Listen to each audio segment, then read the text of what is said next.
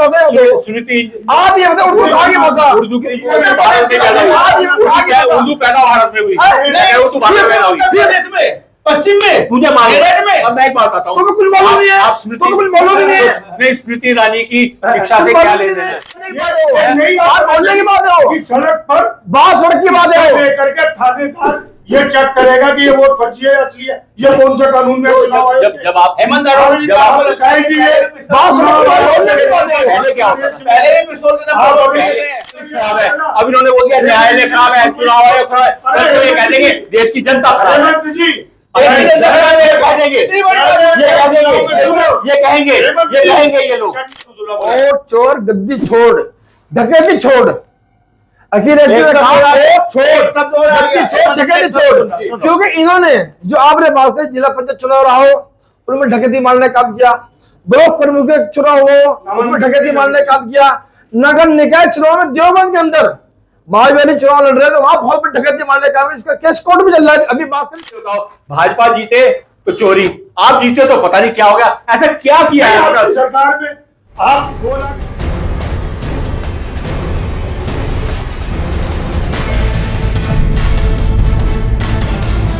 वर्तमान समय में देश में सबसे बड़ा मुद्दा बना हुआ है मौलिक अधिकारों का हनन। जी हाँ, मैं बात कर रहा हूँ वोट चोर गद्दी छोड़ का जो नारा दिया गया है उसके पीछे कहीं ना कहीं मौलिक अधिकार या वोट के अधिकार का हनन की बात कही जा रही है। कहा जा रहा है कि गरीब आदमी के वोट चोरी की जा रही है या गरीब आदमी के मौलिक अधिकारों की चोरी की जा रही है और चोरी करके सत्ता नसीब बना जा रही है वो नेता जिसपे वोट चोरी का आरोप लगाया। और वोट चोरी का आरोप लगाने वाले कोई और नहीं, कांग्रेस के बड़े नेता वरिष्ठ नेता राहुल गांधी ने आरोप लगाया, वो भी तब जब बिहार का चुनाव सिरे पर है। इस बात पे परिचर्चा करने के लिए जेडी न्यूज के साथ में हाल फिलहाल में मौजूद है वरिष्ठ कांग्रेस नेता अधिवक्ता सरदार चंद्रजीत सिंह निकुल जी, साथ में मौजूद है भाजपा के वरिष्ठ नेता महानगर अध्यक्ष रहे हेमंत अरोड़ा जी, साथ में मौजूद है समाजवादी पार्टी के पूर्व जिला अध्यक्ष रहे फराद आलम गाड़ा साहब। आपका सभी का बहुत बहुत स्वागत है। बहुत बहुत शुक्रिया। बहुत बहुत शुक्रिया। परिचर्चा का शुरुआत सरदार चंद्रजीत सिंह निकुल से ही करते हैं। जी, वोट चोर गद्दी चोर आखिर पीछे राज क्या है? जब जाहिर है भारतीय जनता पार्टी और केंद्रीय चुनाव आयोग और प्रदेशीय चुनाव आयोग लगातार वोट चोरी कर रहे हैं। वो किस तरीके से कर रहे हैं? राहुल जी लगातार इस बात को साबित कर रहे हैं। एक घर में 100 वोट है। केंद्रीय चुनाव आयोग कहते हैं कि जो लोग सड़क पर हैं हमने उनके वोट 0 मकान नंबर पर बना दिए। उन्होंने ये नहीं बताया कि जो 0 मकान नंबर वाले लोग थे वो लोग आईडी क्या दिखा पा रहे थे, आधार कार्ड आप नहीं मान रहे, वोटर कार्ड आप नहीं मान रहे, उन्होंने अपना पासपोर्ट दिखाया या क्या वो प्रमाण पत्र था जिसके आधार पर उनका वोट बना। जो लोग मृत घोषित कर दिए गए उनके साथ राहुल गांधी जी ने चाय पी। ये दुनिया के इतिहास में पहला उदाहरण है कि मृत लोगों के साथ, भूत प्रेतों के साथ हमारे बड़े नेताजी चाय पर आते हैं। और केंद्रीय चुनाव आयोग और मोदी जी और उनकी पूरी सरकार बिल्कुल बेनकाब हो गई है। इस हद तक आदमी लोकतंत्र का हनन कर सकता है, हत्या कर सकता है, ये बहुत ही शर्मनाक है। हरियाणा का चुनाव लीजिए, महाराष्ट्र का चुनाव ले लीजिए, 70-80 लाख वोट अचानक से विधानसभा में बढ़ जाते हैं और वो चुनाव परिणाम को प्रभावित करते हैं। दूसरी बात मैं इसमें और जोड़ दूं कि जितने भी वोट, जैसे बिहार में एसआईआर के नाम पर 65 लाख वोट काटे गए, ये कह करके कि ये लोग या तो यहाँ पर स्थायी नहीं है या बांग्लादेशी है, रोहिंग्या है या अन्य कारण बता करके, क्या उनमें से ठाकुर, ब्राह्मण, बनिया भी वोट काटे गए?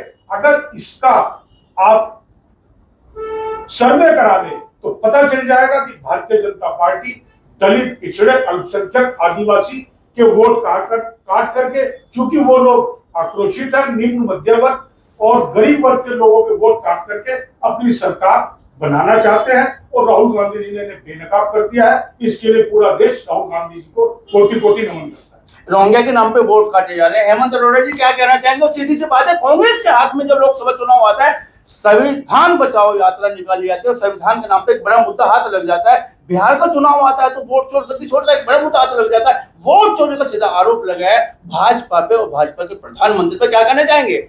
मैं बड़ी स्पष्टता से कह रहा हूं, हर चुनाव में डीप स्टेट के इशारे पर राहुल गांधी जी कुछ ना कोई प्रोपेगेंडा लेके आते हैं। वोट चोरी की बात है तो मैं आपको इतिहास में देना चाहूँगा। वोट की पहली चोरी हुई 1952 के चुनाव में। 2 उदाहरण देता हूँ। पहला, जो देश के पहले शिक्षा मंत्री बने थे अबुल कलाम आज़ाद साहब, रामपुर सदर सीट से, रामपुर की सीट से चुनाव लड़े थे। वो रहते मक्का में पैदा हुए थे, यहाँ आकर वहाँ के नवाब को पढ़ाया था उनके पिताजी ने, वहाँ टिकट लेकर चुनाव लड़े थे। हिंदू महासभा के प्रत्याशी ने उनको पराजित कर दिया था। हिंदू महासभा के पराजित का जो विजयी प्रत्याशी था उसको सर्टिफिकेट दे दिया जिलाधिकारी ने, उसने जाकर जुलूस निकाल दिया। पंडित जवाहरलाल नेहरू को लगा कि मेरी नीति के मुसलमानों को यहाँ रोका है मैंने, वो रहनी चाहिए। बोले कि मेरे ऊपर एक कलंक लगेगा। गोविंद वल्लभ पंत जी मुख्यमंत्री थे, उनको फोन आया, यदि अबुल कलाम आज़ाद साहब हारते हैं तो आपकी सीएम की कुर्सी और वहाँ के डीएम की कुर्सी दोनों जाएगी।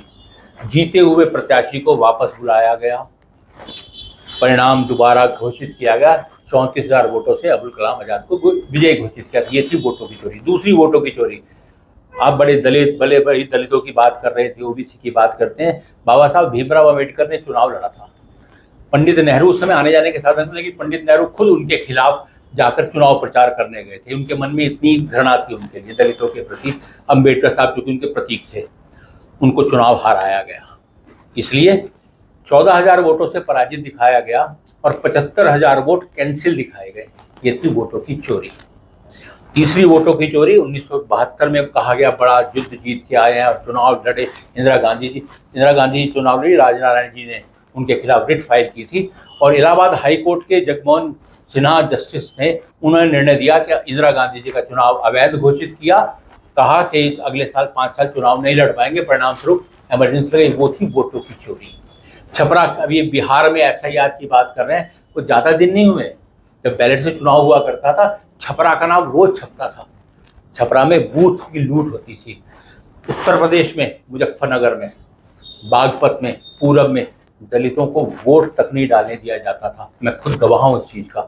बागपत सीट पर तो कह दिया जाइए वोट डालने नहीं आएंगे। मुजफ्फरनगर में कह दिया जाता सीट वोट नहीं डलेंगे।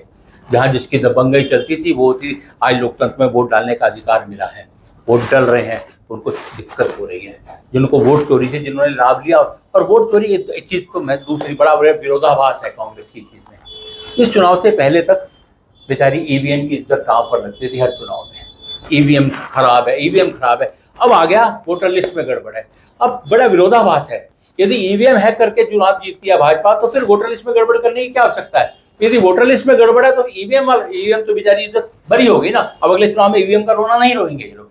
असलियत दिक्कत ये है कि कुंठा में कोई मुद्दा नहीं मिल पा रहा। और ये जो हो रहा है, मैं खुलेआम बीच आपके सामने कह रहा हूँ, ये अमेरिकन डीप स्टेट के जॉर्ज सोरोस के आधार पर है। उसकी मोड ऑफ अप्रेंटिस है। बांग्लादेश में उन्होंने यही आरोप लगाया, म्यांमार में यही आरोप लगा के एक बवाल खड़ा किया। उसका जो सत्ता थे अपनी मर्जी की सत्ता लाने के लिए उन्होंने किया।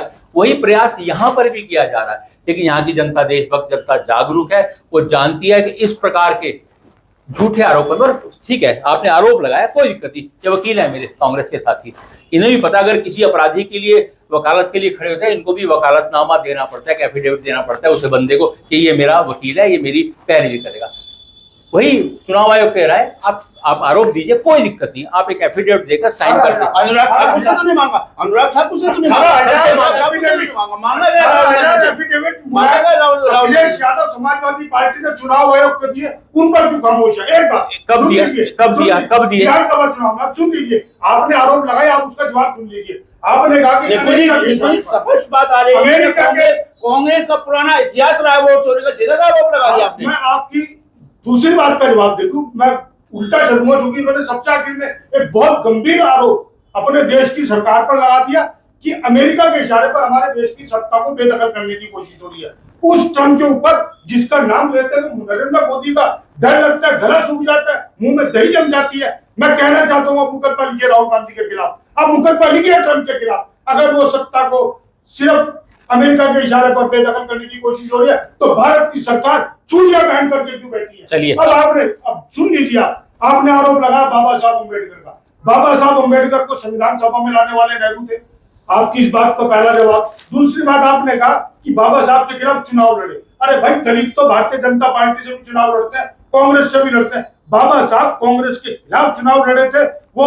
उनको हराने के बावजूद भी उनको मंत्री का दर्जा जवाहरलाल नेहरू ने दिया। अब आप और सवाल उठा रहे थे अभी कि अब्दुल कलाम के बारे में। अब्दुल कलाम आजाद का, तो मैं आपसे पूछना चाहता हूँ वो टेलीफोन नंबर और बता दीजिए जिससे आपने बात सुनी या करी थी, कौन से टेलीफोन से।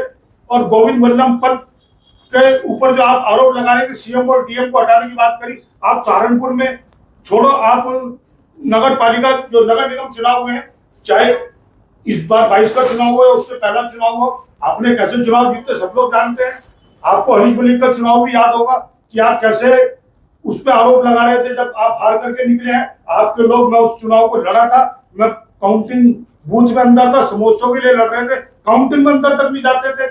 आप लोग जो कह रहे हैं कि अमेरिका के इशारे पर आप अपने देश के सरकार के ऊपर प्रश्न चिन्ह लगा रहे हैं, मेरा कहना यह है, मैं आरोप लगाने वाले राहुल गांधी।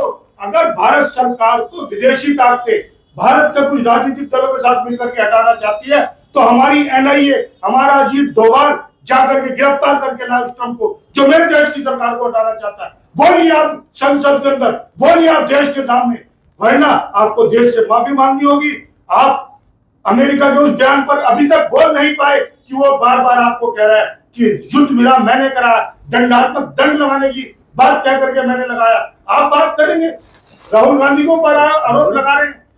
ट्रैफिक की बात करें, ट्रैफिक की बात, अरे एक मिनट, मैं अभी बता देता हूँ। अभी आपने कहा कि आरोप सीधा सीधा प्रत्यक्ष को प्रमाण की आवश्यकता नहीं होती। नहीं, आप तो टेलीफोन करो। अरे नहीं, टेलीफोन, अरे मैं बता रहा हूँ, अब उस जमाने की बात की है ना, कह रहे हैं मैं अभी बता देता हूँ। बता दीजिए।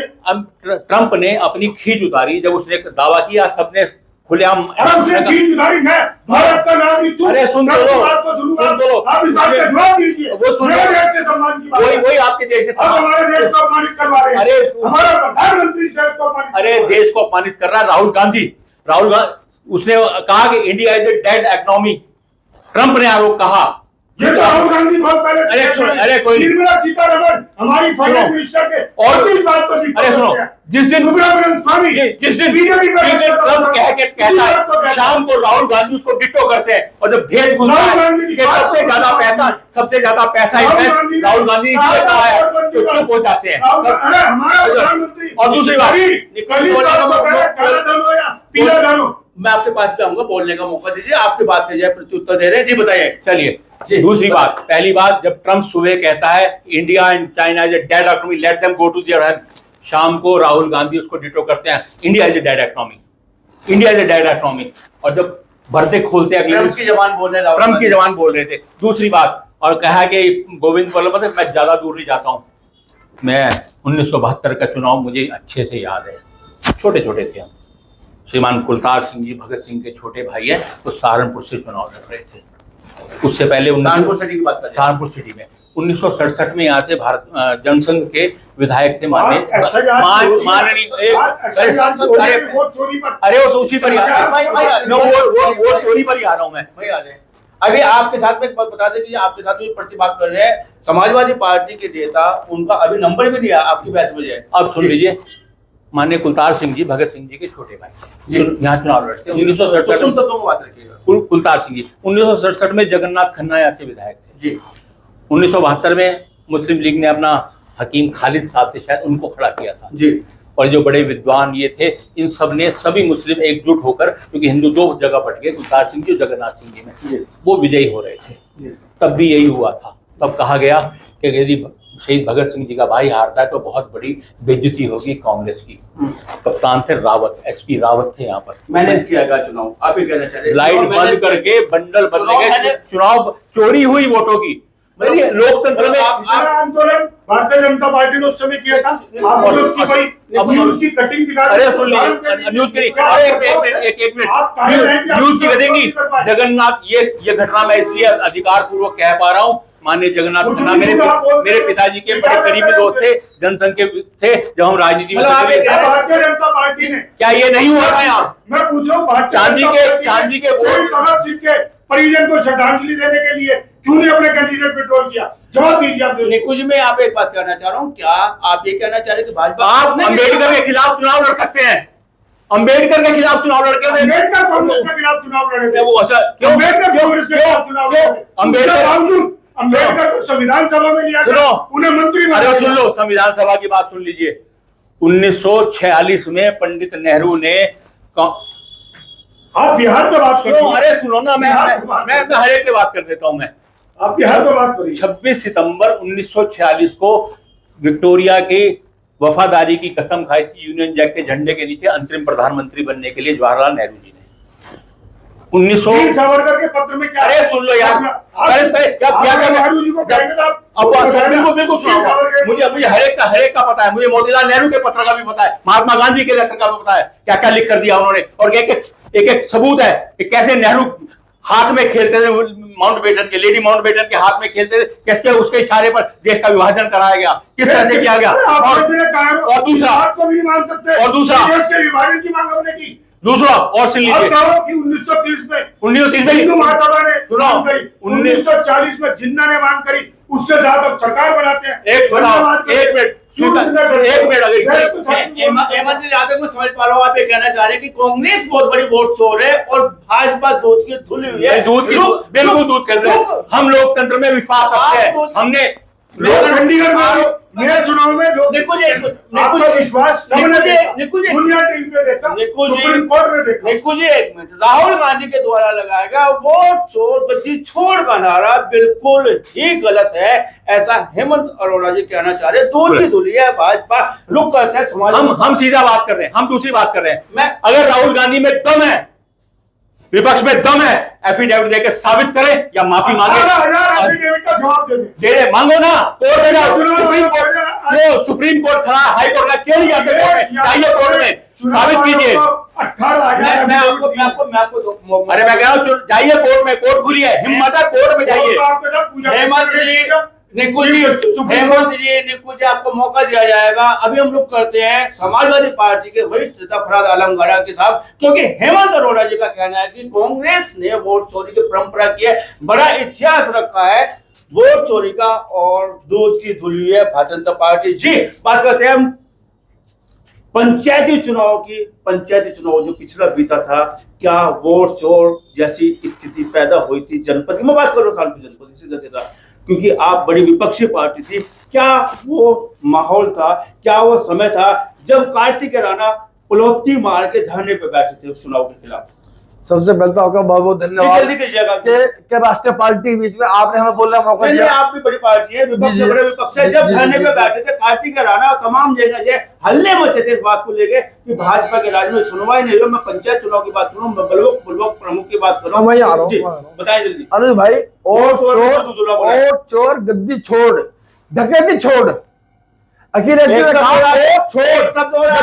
डकैती छोड़, क्योंकि इन्होंने जो आपने बात की जिला पंचायत चुनाव रहा हो उनमें डकैती मारने का काम किया, ब्लॉक प्रमुख के चुनाव हो उसमें डकैती मारने का काम किया, नगर निकाय चुनाव में देवबंद के अंदर मायावती चुनाव लड़ रहे थे, वहां बहुत बड़ी डकैती मारने का काम, इसका केस कोर्ट में चल रहा है। अभी बात करें कोर्ट की, कोर्ट में केस चल रहा है, 2 महीने के अंदर उसमें डिसीजन आ जाएगा। उसके बाद चंडीगढ़ में इन्होंने वहां पर डकैती मारने का काम, और तो और सवा सदी के उसके आप डेलीगेट के चुनाव करने के उसमें डकैती मारने का काम किया। जो लोग पर्चा भरने जा रहे थे पुलिस के द्वारा, अधिकारियों द्वारा पार्टित किए गए, विधायक के द्वारा पार्टित किए गए, उनके पर्चे छीन ले गए। आज वो सब लोग पीड़ित समाज के लोग सब जो है इंतजार कर रहे हैं चुनाव का, इन्हें मुंह तोड़ जवाब मिलेगा। और मैं फिर कह रहा हूँ, और चोर गद्दी छोड़, डकैती छोड़, जहां डकैती मार रखी, चाहे वो डेलीगेट के चुनाव हो, सभापति का हो, जिला पंचायत का हो, प्रमुखी का हो, नगर निकायों का हो, तमाम डकैतें जो भाजपा ने मार रखी, इनको सब गद्दी छोड़नी पड़ेगी। और सबसे पहले देवबंद जो है नगर पालिका, उसकी गद्दी छोड़ने का काम होगा, क्योंकि हाई कोर्ट का आदेश आया हुआ है 6 महीने के अंदर उसमें आपका डिसीजन आना है। 4 महीने बीत चुके, 2 महीने के अंदर देवबंद का आपका वक्त आदेश आना है, और 2 महीने के अंदर वहीं से गद्दी छोड़ने का काम शुरू होगा। ईवीएम पर जो हेमंत जी कह रहे थे, हाँ, सुप्रीम कोर्ट में जो अभी इन्होंने अब आखिरी हलफनामा की, मेरे राष्ट्रीय अध्यक्ष पीडे के जननायक ने 18,000 एफिडेविट चुनाव खुद रखे, लेकिन चुनाव आयोग 18,000 ये टीमें भी है, ऑन रिकॉर्ड भी है, हमारे पास पर्ची भी उसकी है। आज तक चुनाव आयोग पे क्या कार्रवाई कर ये बताने का, लेकिन हेमंत अरोड़ा का सीधा आरोप है कि जब कांग्रेस की समाजवादी पार्टी की सरकार रहती थी, आपके यहाँ के लोग बूथ तक नहीं पहुंच पाते थे, बूथ कैप्चरिंग हो जाती थी आपके उसमें। पर भाजपा बड़ी कैसे?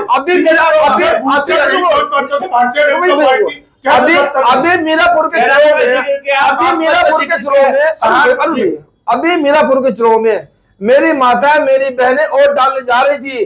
किस तरह से इन्होंने अधिकारियों के हाथ में रिवॉल्वर पिस्तौल देकर वोटरों को रोकने का काम किया, ये भी आपके साथ तमाम वीडियो दिखाने का काम किया।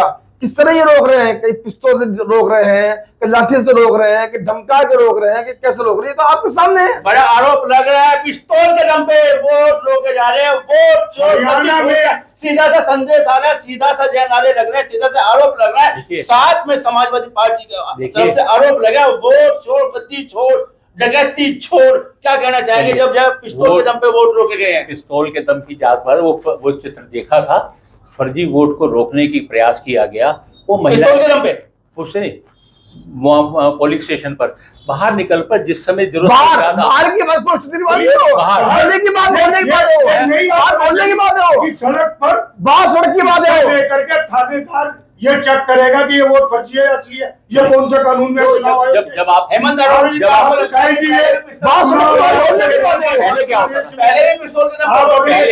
अभी ईवीएम की बात कर रहे थे।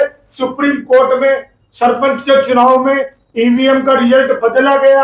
क्या नरेंद्र मोदी भारत सरकार के लोगों से, 140 करोड़ लोगों से, उसके लिए माफी मांगेंगे? अब मैं बताता हूँ, एक मिनट। आज ये ईवीएम पर मोदी से माफी मांगने की बात कर रहे हैं। ईवीएम आई कब थी? कांग्रेस के राज में ईवीएम लेकर आई थी कांग्रेस, भाजपा नहीं लेकर आई थी। कांग्रेस के देश कांग्रेस ने करा। अरे 100 नंबर बोल लेगा था, 100 नंबर हम लेके आए थे ना, 100 नंबर हम लेके आए थे, 100 नंबर हम लाए, एम्बुलेंस हम ले गए। आप क्यों ले रहे हैं? हम जो अच्छी चीज हमारी, बुरी चीज तुम्हारी। चौकीदार चोर के नाम पे माफी मांगी है सुप्रीम कोर्ट में। कर दिया नरेंद्र मोदी ने अंबानी क्या छत पे डलवा करके। एक और सुन लीजिए, अब एक और सुन लीजिए। चौकीदार चोर पे माफी मांगी, नहीं मांगी। वीर सावरकर पर सुप्रीम कोर्ट में लिखित माफी मांगी, 12 बार माफी मांग चुके हैं। और एक बात और प्रश्न को चाहता हूँ। अभी कल अंबानी पर छापेमारी हो रही है, अरे एक मिनट, उस चौकीदार पर। अरे मैं अभी उसी अंबानी के विषय में बता देता हूँ। मैं अभी कल एक आर्टिकल पढ़ रहा था। अंबानी कोई नया तो पैदा नहीं हुआ है, नागपुर वालों ने लिख दिया, ठीक है? नहीं, पूरा ऑथेंटिक आर्टिकल है। ये बताएं सर, कौन सा तुम अपनी बात? उसके अंदर सीधा बताया था कि किस तरह से 1987 से लेके 1997 तक रिलायंस की जो इंडस्ट्री थी 1 पैसे का टैक्स नहीं देती थी। 1997 का टैक्स लगना शुरू किया। और दूसरा बात मैं सीधा पूछा राहुल गांधी, 1997 में लगना शुरू हुआ, बढ़ोतरी भाजपा की राज में हुई है। बढ़ोतरी अब तो बहुत बढ़ गया उनका। अब दूसरा चीजों में बताता हूँ। डिफाल्टर अरे पहले सुन लो ना मेरे भाई, लोन दिया किसने वो भी मैं बता देता हूँ। अरे दूसरी बात, अरे अध्यक्ष जी आपने तो दूसरा चोरी कर लिए, दूसरा बता, आपने तो बच्चों स्कूल चोरी कर लिए, आपने बच्चों स्कूल चोरी कर लिए, आपने बच्चों स्कूल चोरी कर लिए, स्कूल चोरी कर गए हो गए 27,000 स्कूल चोरी कर लिए आपने उत्तर प्रदेश के अंदर 2024 के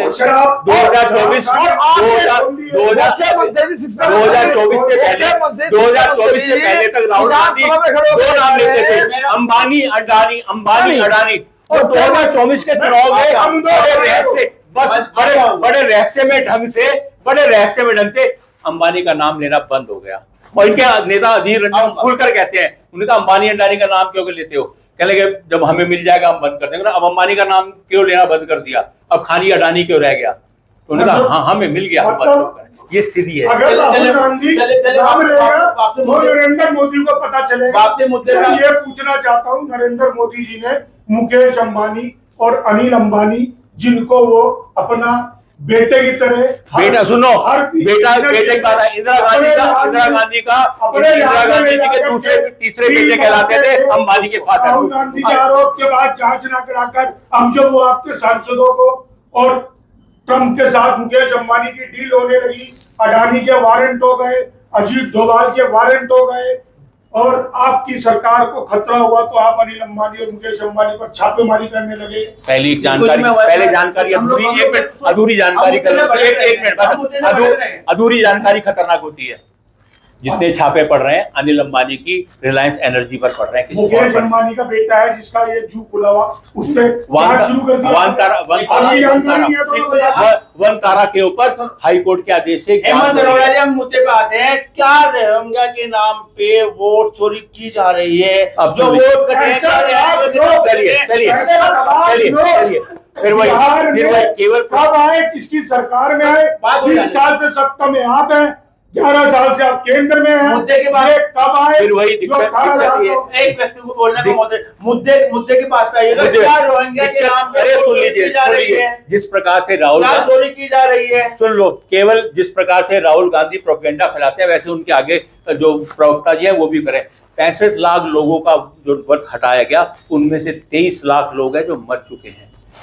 17 लाख लोग वो है जो बिहार से लोकसभा में मर चुके हैं वो। बिहार लोकसभा में मर एक चुके थे। मतलब 80 लोग- क्या बिहार के सांसद एक मिनट, ये बात है ना सारी। अरे नहीं, मैं कांग्रेस की ओर से कहता हूँ, कांग्रेस की और राष्ट्रीय जनता दल के सांसद इस्तीफा देंगे। क्या बिहार के बात सांसद पूरी होने अगर दीजिए। 23 lakh vote, Niku ji please बात पूरी होने दीजिए। जी बताएं।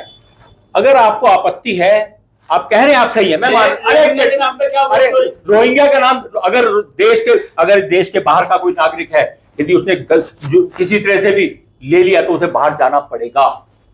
देश के नागरिकों का अधिकार इस देश में रहने वालों का अधिकार है। सवाल है कि कब भेजेंगे? और कौन भेजेगा? और आप सुन लीजिए, कहाँ भेजोगे? कानूनी प्रक्रिया चल रही है, लगातार भेजे जा रहे हैं। कौन सी कमेटी बनी है? गुजरात बता से- दीजिए।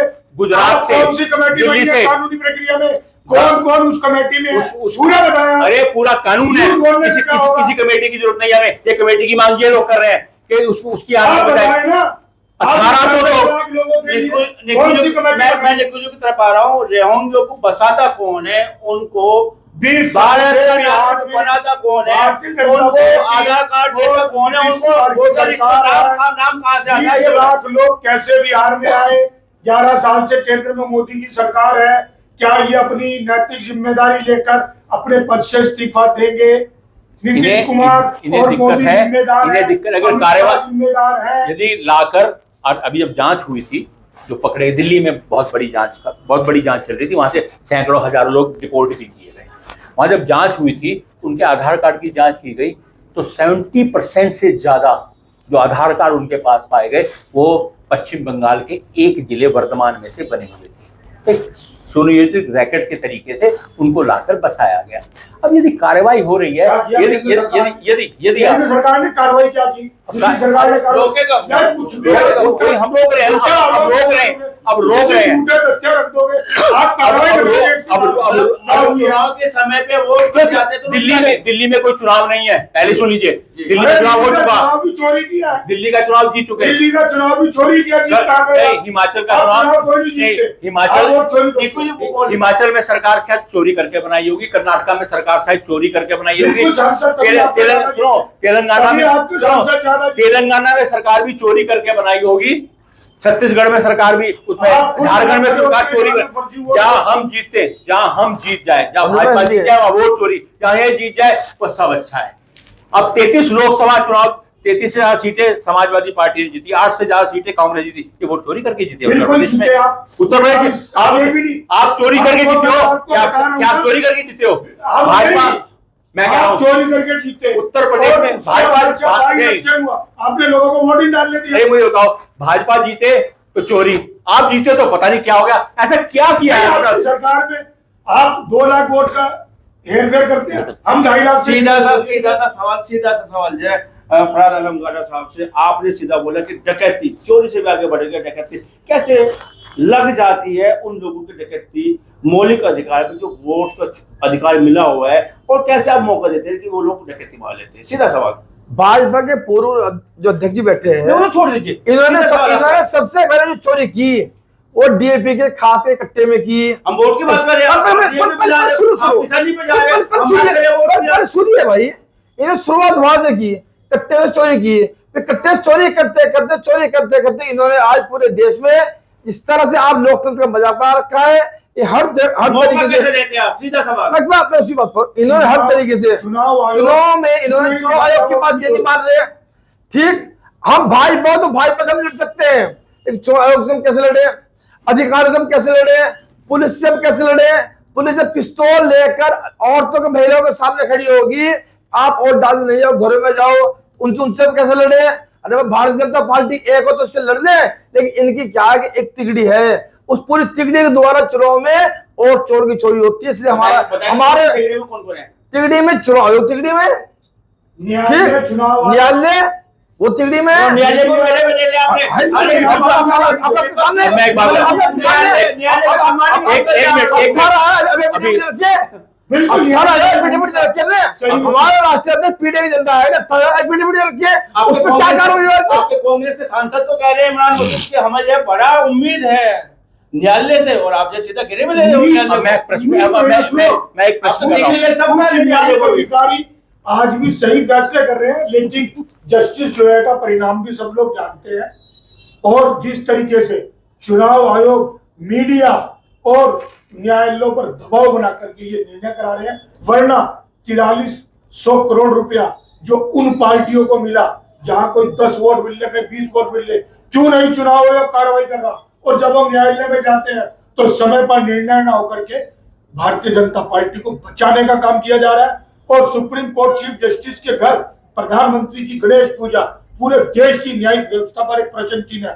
दूसरी बात, बाबरी मस्जिद विध्वंस में किसी को भी दोषी न मानना, साध्वी प्रज्ञा को बाइज्जत बरी करना, जबकि वो आतंकवादी गतिविधियों में जुड़ी रही, ये एनआईए की रिपोर्ट थी, देश की सबसे बड़ी। आपको लगता है ये मुद्दे ये दबाव ये मुद्दे इस विषय के इस विषय को कहीं जोड़ते हैं? बिल्कुल ये वोट चोरी पर सीधा अभी आरोप भाजपा पर है वोट चोरी का। एक मिनट मैं प्रश्न सुनिएगा, वोट चोरी में जो आरोप लगा, वोट चोर गद्दी छोड़, दो आरोप नहीं साबित हुआ, दोषी लगातार साबित हो रहा। किसी एक घर में 900 वोट, एक मैं कह रहा हूँ चूक चुनाव आयोग की, सुनिएगा, क्या चूक चुनाव आयोग के मानते कि वोट चोरी हो रहा है? सिर्फ चुनाव आयोग की नहीं, मैं आपको वही बता रहा हूँ। जब हम चुनाव आयोग की एक इन्होंने नई चीज शुरू करी, बीएलए, जबकि संवैधानिक चुनाव आयोग की संस्था में बीएलए कोई शब्द नहीं है। बीएलओ यानी सरकारी कर्मचारी, बूथ लेवल अधिकारी, इनका जो पन्ना प्रमुख है उसे बीएलए बना करके हर घर के वोट को ही देख लेते हैं। ये जो भाजपा विरोधी वोट है, घर में 6 वोट है, 2 काट दो। अरे एक मिनट मैं दूसरी बात बता रहा हूँ। पहली बात, हम पर आरोप है वोट चोरी का। 2019 में हमारी सीटें थी 302, हमने वोट चोरी की, हमने ईवीएम है कि सीटें आ गई हमारी 242। अरे उम्मीद को छोड़ो, 240 ये 44 से नहीं मिला। और दूसरी बात बीएलए की, ये स्थिति है कि कांग्रेस केवल हवा की राजनीति करता है, ये कांग्रेस के नेता रहे।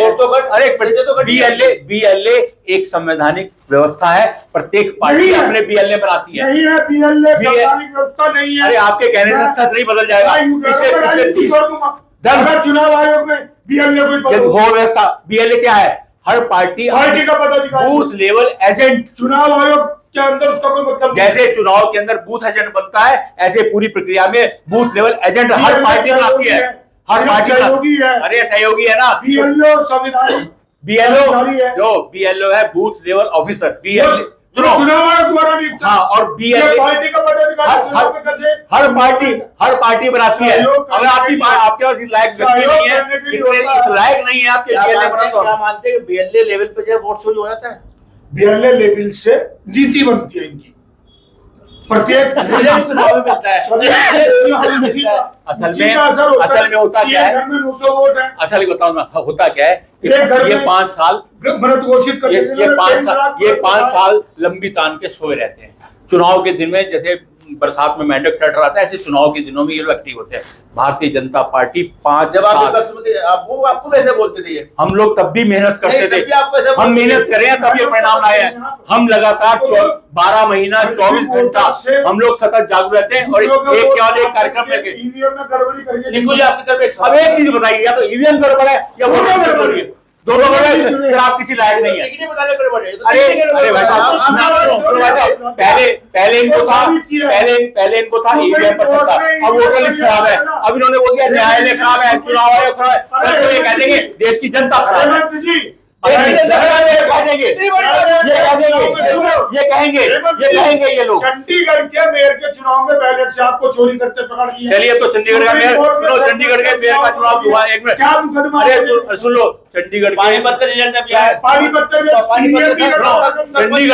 चंडीगढ़ के मेयर का चुनाव दोबारा हो गया, भाजपा बहुत से जीती है। बिहार में, सॉरी महाराष्ट्र में 80 लाख वोट लोकसभा चुनाव के बाद विधानसभा में बढ़ गए। अभी मैं यही बोलता हूँ, इनके नेताजी इतने गफलत में है, इन्हें खुद नहीं पता वो किस बुद्धि में है कि क्या बोलते हैं। कभी बोलते हैं तो मानते नहीं बुद्धि उनके अंदर, हम तो कैसे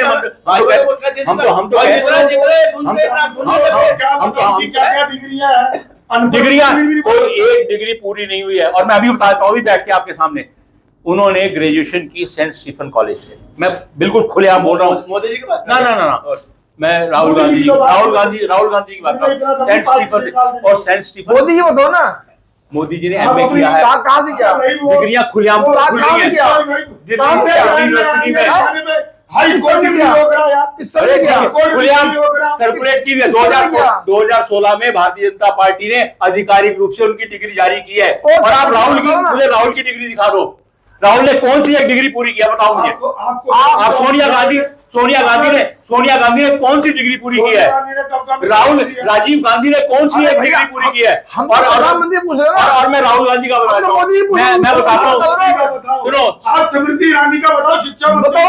अरे आप मोहन भागवत की डिग्री बताओ, जो देश को 3 बच्चे पैदा होने, और आपकी प्रदेश की सरकार कह रही है 2 बच्चों से। अगर थोड़ी सी मुख्यमंत्री अगर यहाँ लड़ने दूंगा, आप पहले सरकार बंद कर दूंगा। मैं बोला, आप एक बार मोहन भागवत जी की डिग्री के विषय में अभी गूगल करके चेक कर लो पहले। बोल, मैं कर चुका हूँ, कोई एक डिग्री पूरी नहीं की उसने। स्मृति ईरानी की पूछ रहे हैं। स्मृति ईरानी का मानव संसाधन मंत्री रहे हैं, शिक्षा मंत्री रहे हैं, वो कुछ भी उनकी डिग्री हमारे से लेना नहीं। मानव संसाधन और बता दीजिए, और मैं बताता हूँ, देश का पहला शिक्षा मंत्री, छोड़ दीजिए, अगर उसकी बात करें, देश का पहला शिक्षा मंत्री केवल उर्दू शिक्षा जानता था, मदरसे में पढ़ता, ABC नहीं जानता था हिंदी की। 5 बार पहले 5 मुख्यमंत्री भाषा नहीं है, शिक्षा मंत्री, उर्दू शिक्षा नहीं है, भारत की भाषा नहीं थी उस समय।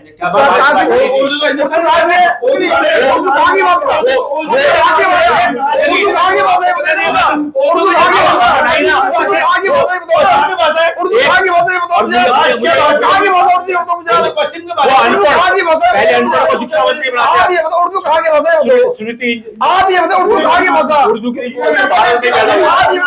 उर्दू पैदा भारत में हुई, उर्दू भाषा पैदा हुई देश में, पश्चिम में, मुझे मालूम है। अब मैं एक बात बताता हूँ, तुम्हें कुछ मालूम नहीं है, तुम्हें कुछ मालूम नहीं है। मैं स्मृति ईरानी की शिक्षा से क्या लेना है? मैं बताऊँ, Rahul Gandhi Saint Stephen college में से भर्ती हुए, शिक्षा मंत्री। तो ये तो विपक्ष का नेता भावी प्रधानमंत्री बताते हैं, ये उसकी डिग्री जानकारी नहीं करेंगे। या सोनिया गांधी इसको राजमाता बोले। चलिए निको जी, चलिए मैं आपकी तरफ आ रहा हूँ सीधा सा, 1 मिनट, बस 1 मिनट चाहिए, आपकी तरफ आ रहा हूँ। वोट चोरी का बड़ा आरोप लगा है, वोट चोर गद्दी छोड़, सीधा प्रधानमंत्री नरेंद्र मोदी जी बोला है। कारण क्या है और इसका समाधान क्या है कि वोट चोरी न की जाए, मौलिक अधिकारों का हनन न किया जाए? सीधा 2 मिनट पर बात रखिए। पारदर्शिता होनी चाहिए। बिहार की जनता को जागरूक करने के लिए राहुल जी, तेजस्वी जी और इंडिया गठबंधन के लोग निकल चुके हैं। और भारतीय जनता पार्टी को जब लगा कि पूरा बिहार इनके खिलाफ खड़ा हो गया, तो अपने कार्यकर्ताओं कैसे रोका जा सके? सीधे से बात, वोट चोरी मौलिक अधिकारों को कैसे रोका जा सके जिससे चोरी ना हो? आपने बड़ा ये जो SIR है, ये आप चुनाव से जो 1 महीना पहले कर रहे हैं, अगर आपकी नीयत साफ हो, 1 साल पहले शुरू हो, सबको पूरा मौका दिया जाए, पूरे देश में फार्मूला तय हो।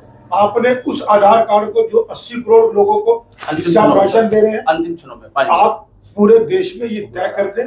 और जो सुविधाजनक कागज लोगों के पास हो, उनके आधार पर वोट बनने चाहिए, सबको पूरा मौका मिलना चाहिए, और वो लिस्ट सार्वजनिक होनी चाहिए। क्या कहना चाहेंगे? सार्वजनिक होनी चाहिए, लिस्ट में मौका मिलना चाहिए।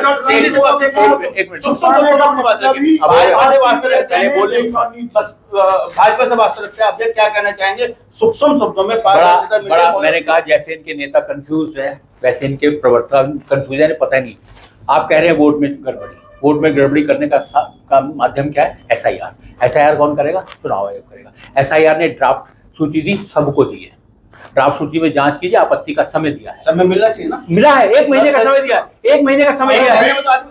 तैयारी अरे, करें। 1 महीने में अगर मेरा वोट नहीं है, अगर मेरा उसके बाद उन्हें आगे समय सुनो, 1 महीने में आप वो सार्वजनिक नहीं करते, 65 लाख वोट एक महीने में यदि मैं अपनी आइडेंटिटी प्रूव नहीं कर सकता हूँ तो फिर मैं वोट का किस चीज का अधिकार सर है? पार्टी का तो दायित्व रहता होगा ना उसमें, जब पार्टी का कोई रोल नहीं है। पार्टी पहली चीज जो बता रहा हूँ मैं, अभी इन्होंने बिहार के लोग जिसका वो अभी मैं आपकी जानकारी के लिए बता दूं, कांग्रेस के जिला प्रवक्ता गणेश दत्त शर्मा का ये कहना है कि मेरा खुद का वोट कट गया।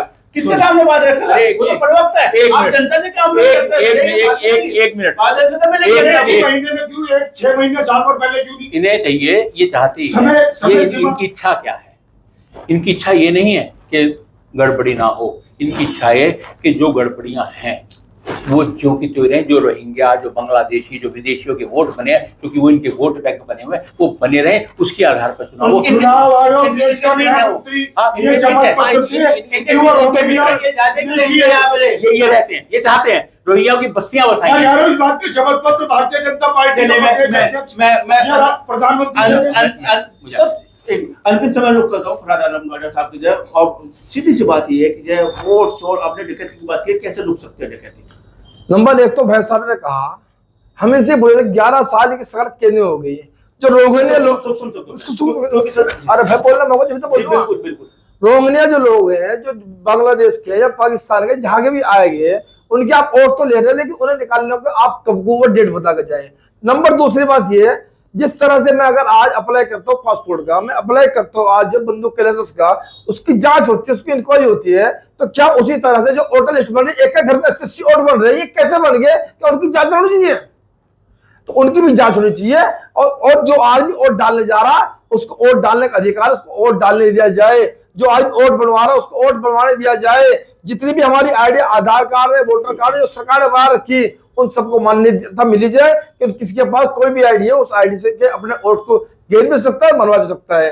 और उसके बाद में एक बार इसकी जांच भी हो जाए कि एक मकान पे 80 वोट कैसे बनते हैं, इसकी भी जांच होनी चाहिए।